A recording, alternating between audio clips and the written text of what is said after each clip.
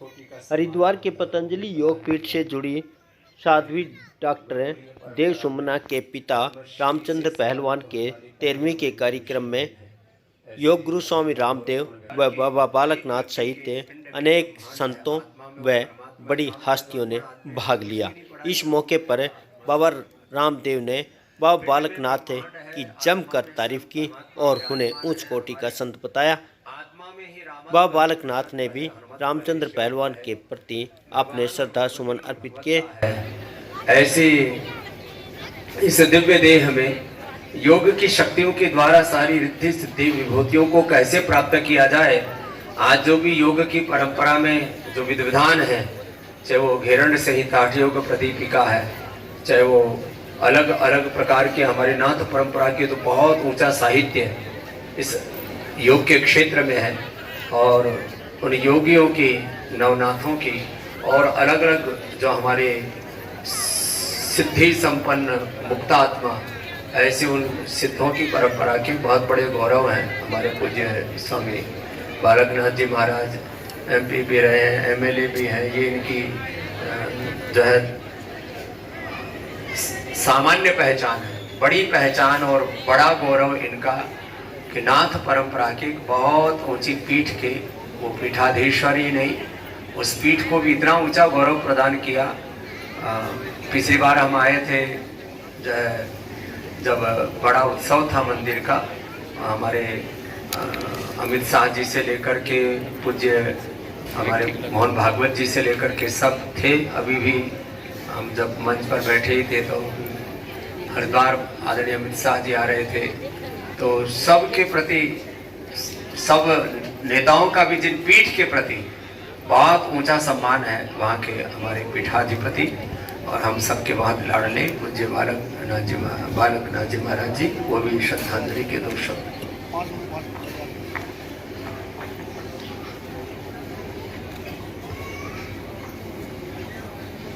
ओम शिव।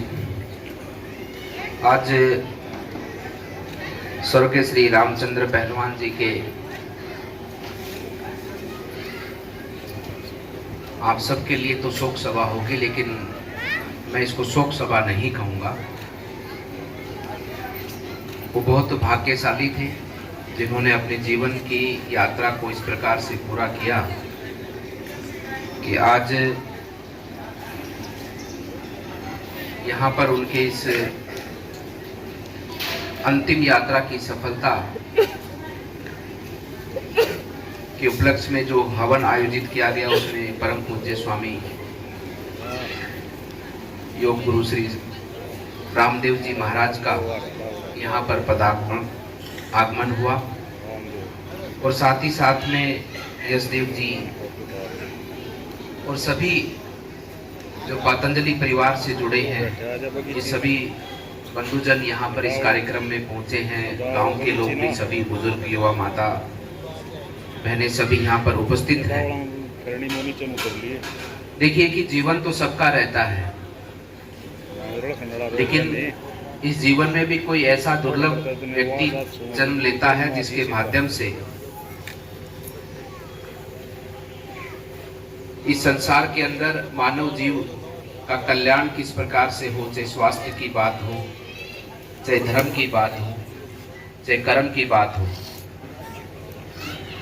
जिसमें मानव जीव का जीवन सुंदर बने, उसको और आगे किस प्रकार से बढ़ाया जा सकता है, और उसमें बड़ा योगदान उस व्यक्ति का, उसके व्यक्ति के जीवन का रहता है, जिसका एक साक्षात उदाहरण हमारे बीच में रामचंद्र पहलवान जी के माध्यम से जो हमारी बहन जी देव सुमना जी हैं, जो स्वामी जी की शरण में रहकर स्वामी जी के मार्गदर्शन में आज उनके ज्ञान के माध्यम से एक नई दिशा देश को प्राप्त हुई है। ये सब हम सब के लिए सौभाग्य का विषय है। जो इस गांव का भी सौभाग्य है कि आज इस गांव में इस परिवार के माध्यम से आज यहाँ पर स्वामी जी पधारे और इस गांव का सम्मान भी उस महान विभूति के साथ में आगे बढ़ा, जिन्होंने अपने परिवार के लोगों को इस कार्यक्रम के साथ जोड़ा, देश सेवा के साथ जोड़ा। देश को आगे बढ़ाना उनका परम कर्तव्य रहा, उसमें उनका विशेष योगदान रहा। जीवन के अंदर यही सबसे बड़ी उपलब्धि है। आज की भौतिक दुनिया में लोग धन के पीछे भागते हैं, यश के पीछे भागते हैं,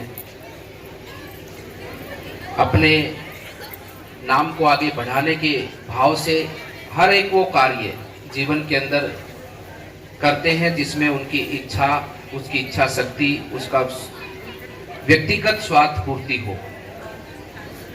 लेकिन इस प्रकार का आनंद और इस प्रकार से उस व्यक्ति के बारे में, उसके जीवन के बारे में जो समाज विचार करे, ऐसी महान विभूतियां बहुत कम आप सबको देखने को दिखाई देती हैं। और उसी महान विभूति के बीच में से आज ये स्वर निकला है और हम सबको देखने की आवश्यकता है कि ऐसे व्यक्ति के जीवन को हम सब अनुसरण करें, जो व्यक्ति समाज और देश और धर्म के लिए अपना जीवन न्यौछावर करता है और उसका यश और मान कितना भव्य और कितना विशाल होता है। इसका साक्षात प्रमाण आज बहन जी के रूप में हम और आप सबको दिखाई दे रहा है। और व्यक्ति कहीं जाता नहीं है, ये तो परंपरा अनवरत आगे चलती रहती है। उनके अंश के रूप में आज उनका परिवार है, आने वाले समय पर भविष्य के अंदर उस परिवार के अंश के रूप में उसका परिवार रहेगा, उसके बालक बालिकाएं रहेंगी। ये तो जीवन है, वो अजर अमर है, वो सदैव चलता रहता है, सदैव आगे बढ़ता रहता है। लेकिन विचारणीय बात तो यह है, विचारणीय विषय यह है कि जीवन का उपयोग कैसे किया जाए। अभी कुछ समय पहले स्वामी जी ने जब हवन पर पूर्ण आहुति थी तो स्वामी जी ने बहुत बड़ी बात कही हम सबको।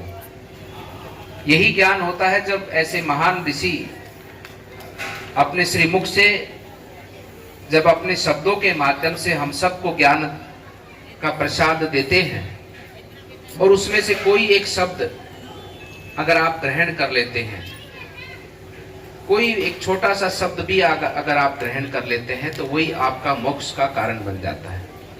उसी से आप मोक्ष उतर जाते हैं, मोक्ष का पार निकल जाते हैं। तो ऐसा ही स्वामी जी ने कहा कि जो ये परंपरा है, जो ये विधि विधान है और ये जो सब हम लोग आज मिलकर इन सभी कार्यक्रमों का जो हम आयोजन करते हैं, उसमें हम सब की जो जितनी बड़ी भूमिका है, उस भूमिका का निर्वहन हम सब लोग इस जीवन में करें। ये जीवन बहुत अनमोल है। लाखों जोनियों के बाद में, जैसा स्वामी जी ने कहा, ये जीवन मिलता है और वो भी मानव जीव जो परम सौभाग्यशाली आपकी पुण्य आत्मा है, जिसको ये मानव जीव का चोला मिला है, इसको जीना, इसका सदुपयोग करना। और ऐसे परम पूज्य हमारे गुरु समान स्वामी रामदेव जी महाराज की पद चिन्हों पर हम थोड़ा सा भी चल पाए तो ये देश, जो आज हम सब लोग इस बात के लिए वचनबद्ध हैं कि ये देश विकसित राष्ट्र होगा। आज स्वामी जी ने ये बात आज से 15-20 वर्ष पहले बोली गई थी। 20 वर्ष पहले स्वदेशी का नारा स्वामी जी ने दिया, स्वदेशी अपनाओ। इसके लिए पूरे भारतवर्ष में यात्राएं की। मैं जब उस कालखंड में बहुत छोटा होता था, हनुमानगढ़ में रहता था, जब स्वामी जी की यात्रा वहां पर हनुमानगढ़ में पहुंची थी और पूज्य गुरु महाराज जी भी वहां पर उस यात्रा में सम्मिलित हुए थे। उस समय पर मेरी आयु लगभग 13 से 14 साल की आयु थी जी। मैं आया था उस समय पर शिविर के अंदर।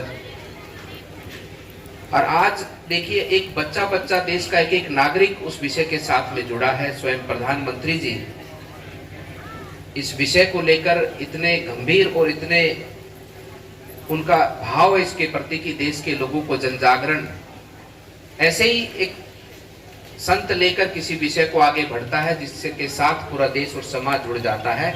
और हम सब का भी कर्तव्य है कि हम सब स्वामी जी के इन पद चिन्हों पर चलकर अपने देश के लिए, अपनी संस्कृति के लिए अपने जीवन का योगदान दें और हम सब लोग मिलकर इस भारत भूमि को, इस पुण्य भूमि को, जो केवल हमारे उपयोग के लिए नहीं है, यहाँ के संसाधन, यहाँ की विचारधारा, यहाँ की संस्कृति, इस संस्कृति की आवश्यकता पूरे विश्व जगत को है, क्योंकि विश्व जगत में अगर शांति की कोई स्थापना कर सकता है, सद्भाव का वातावरण कोई बना सकता है, तो ये भारत भूमि, ये हमारे संस्कार, ये हमारी परंपराएं इस विश्व को एक परिवार के रूप में आगे बढ़ा सकती है। उस भाव से हम सब लोग स्वामी जी के बताए हुए पद चिन्हों पर चलकर इस जीवन की आहुति को अपने देश के लिए समर्पित करें। इतनी ही श्रद्धांजलि, इतना ही भाव स्वर्गीय पहलवान जी के श्री चरणों में मैं करता हूं और उनकी पुण्य आत्मा के अंश जो इस परिवार के रूप में आज राष्ट्र सेवा के लिए समर्पित है, आगे चलकर अपने इस कुल का मान और सम्मान और स्वाभिमान वो इसी प्रकार से निरंतर बढ़ाते रहे।